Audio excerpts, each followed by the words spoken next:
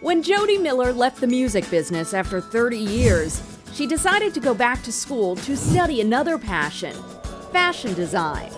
Her dream, or rather plan, was to create a high-end clothing line for women. And I just had learned how to sew. I never knew how to sew before. So I made a practice coat for Sophie, my little Portuguese Podengo, who was a puppy at the time. That little practice coat she made for Sophie became a big hit in her neighborhood, where people were repeatedly stopping her on the street and telling her to please make more. And then they would say, you should do this, you're talented. And I was like, yeah, right. I'm gonna do women. And I just kept hearing this over and over again. And finally, it was like, you know, an aha moment. Jody thought about it. Why did she have to create a line for women? By designing for dogs, she could spend all day with her favorite gal, Sophie, designing everything she ever loved and wanted. It was all set.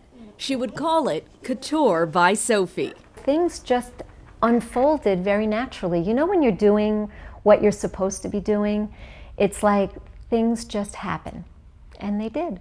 Her first collection, The Icons, pays tribute to Jody's music career and taps the hottest trends from the runway. Of course, there's the Jennifer for J-Lo, the Cher, baby zebra patterns and plenty of studs, the Cindy, the Whitney, the Britney, the Sid, oh, and you can't forget the Elvis. So I wanted to take a career that really brought me so much and was so interesting and marry it to what I was doing now, and this made perfect sense. In the spirit of true luxury fashion houses, Couture by Sophie uses only the finest fabrics with extraordinary attention paid to detail and fit. New pieces inspired by the runway are unveiled each season, and all materials used are cruelty-free. It's not everybody. I think for people that care about how they turn themselves out, they also want their dogs to be turned out. And it could be something as simple as a little haute collar. I call them haute collars. It's a little shirt collar for dogs in all different fabrics. Or it could be a little coat. Or it could be a little tee. Or it could be the collar and leash that they use, or the bag they carry a little dog around in.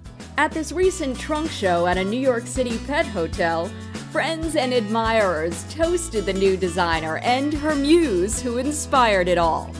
So what's Jody's advice for other women who may want to change gears and start their own business?